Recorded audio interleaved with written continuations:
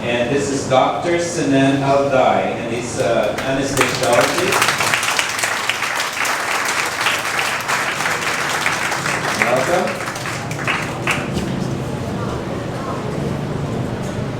Thank you, Ron, for your generous introduction. Good morning, teachers, fellow alumni, fellow AGAH'3 graduates,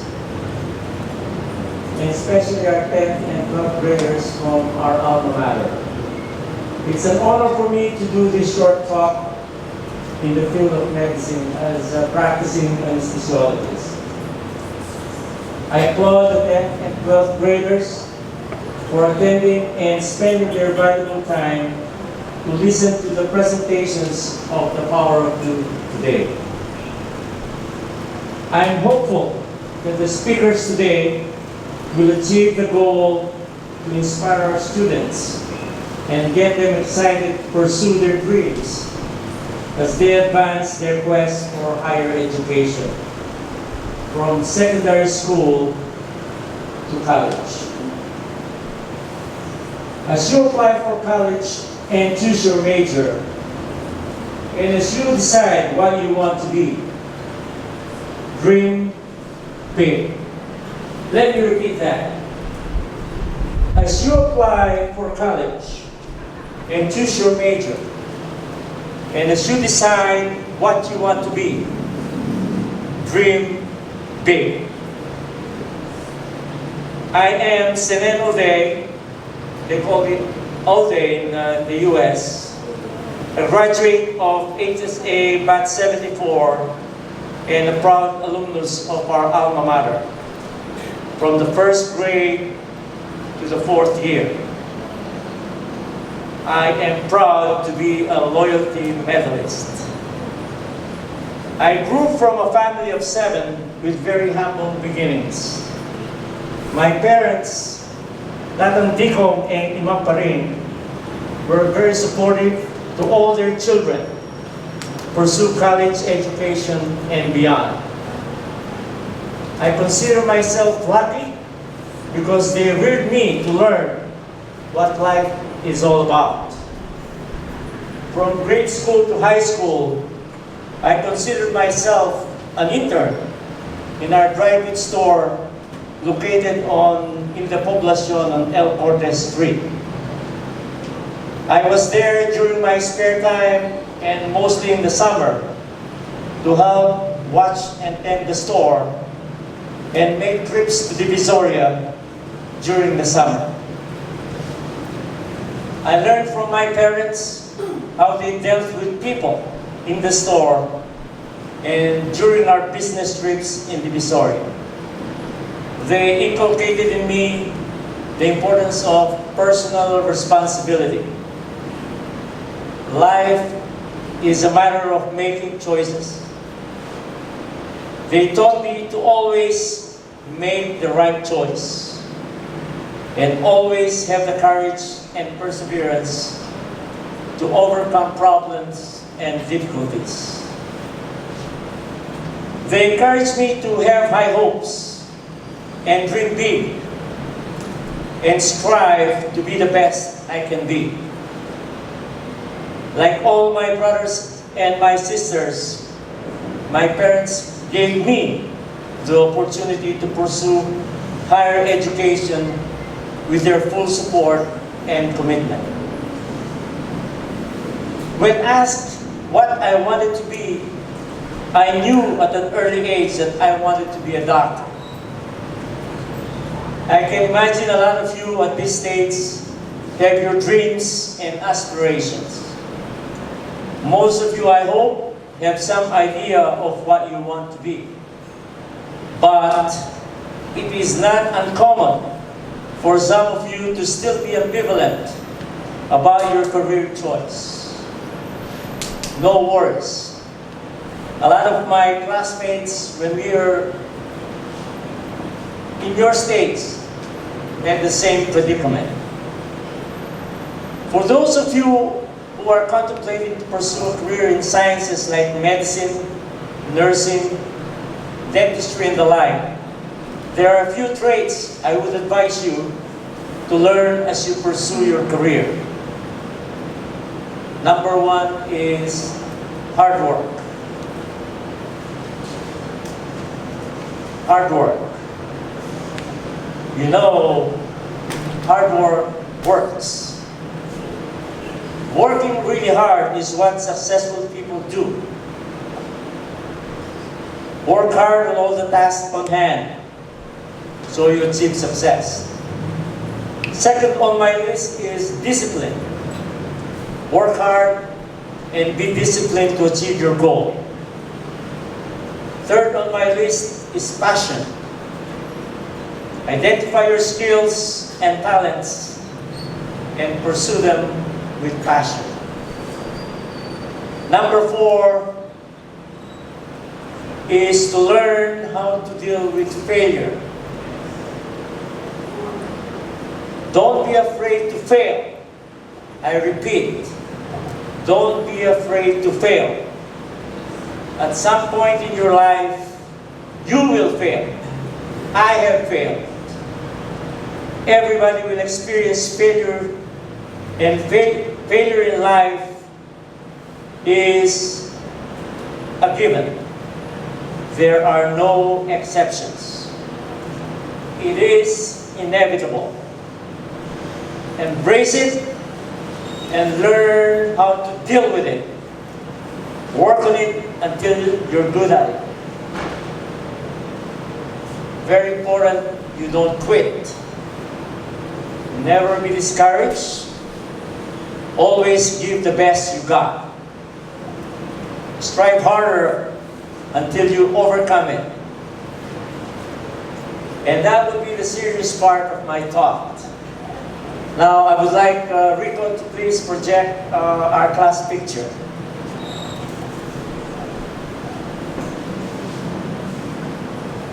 Can everybody see the picture?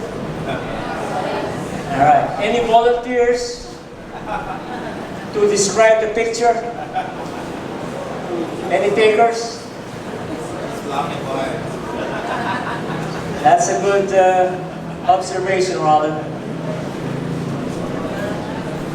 Okay, it's black and white. It's about less than 100 graduates, and that was in April 1974. It's about 1-to-1 ratio between male and female. And you see how we are arranged? By height. First of all, by height. All the female in front and the male at the back. But there's a special place of those people seated in front. Top 10. Who do you think they are? Top 10. Okay, they are the top 10. I can tell you from here, I could see at least a few engineers seated on that first row. I see a couple of doctors. I see a couple of engineers. A nurse.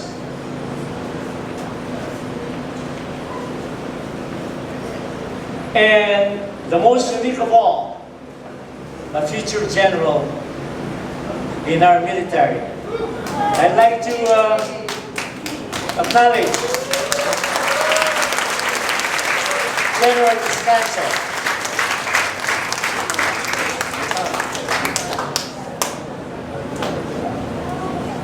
Now, does it really matter to be seated in front? Any takers? Anybody who wants to venture an answer? Okay. Could be a yes, could be a no answer. Right there, sprinkled around there, is another doctor, Dr. Kimbao. And mind you, he is in internal medicine and he'll talk more about the ins and outs. He just had his oldest son graduate residency in internal medicine. He was a top-notcher during the board exams for the Philippine boards. Dr. Kimbao.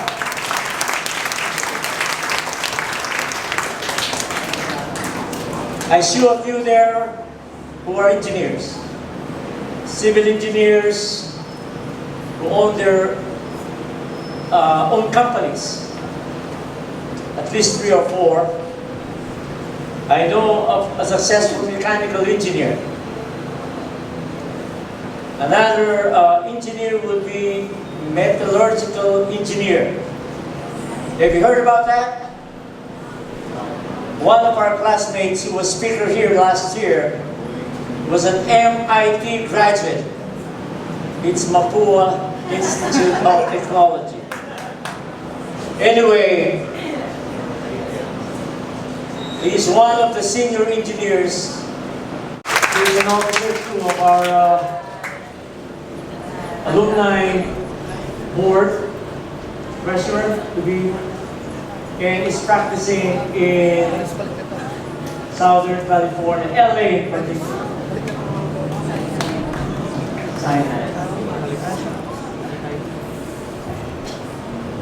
So, you don't have to be seated in front to achieve success. What I can say is, all of you here, every student here has the talent and potential to succeed. I repeat, every student here has the talent and potential to succeed. As you very well know, success is failure spelled upside down. So mind you all those 4 traits I asked you to have. In brief, after training, we decided to move to the US. Then had a separate training. I got accepted in surgical rotating internship in Brooklyn. Then after 1 year, I saw the light. And then transferred or moved to anesthesiology after my first year. So that's how my career went from surgery to anesthesia. That was just the beginning. Another 4 years of training. Finished my residency training in anesthesiology after 4 years. Then did 2 more years of fellowship. I went to Deborah Heart and Lung Center where I became a cardiac anesthesiologist.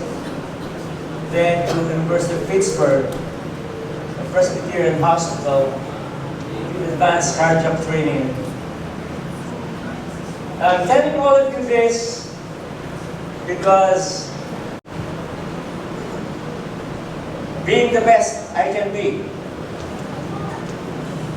having those traits made me like more superior to them.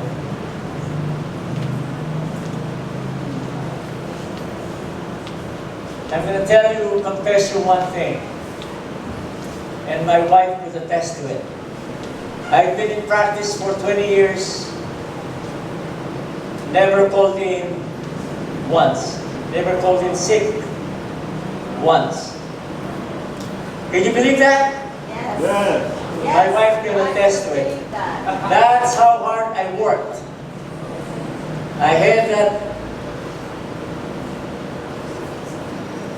deep in me to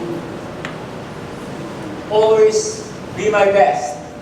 If I call in sick, all the other doctors that are going to fill in for me are going to have more patients to see and more difficult in their schedule. So even I come from, back to the States after a trip, like this 2-week vacation, I'll be off that Sunday, be back to work that Monday, and back to the grind. A lot of hard work. That's how it is. Am I happy? You bet I am. Am I contented? You bet I am. I love my work, and because of the traits that my parents gave me. That was an excellent speech from Dr. Alday. They call it Alday in the United States. It's really Alday.